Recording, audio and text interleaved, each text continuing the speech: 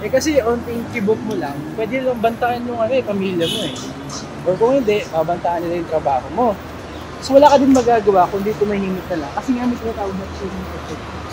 And unfortunately, kung may anything na ine-enact yung government or politicians na magdi-dissuade sa'yo, magbigay ng dissenting opinions, that qualifies as chilling effect.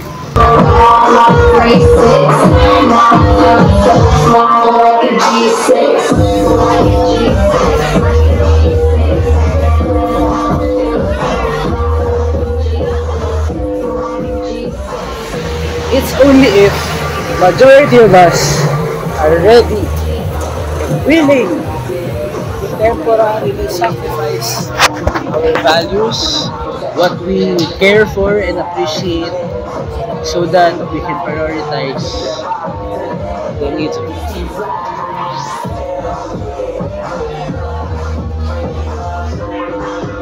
Pero malabo yun. Kasi influence sa atin ang magmahal sa ating pamilya, kaibigan at sarili.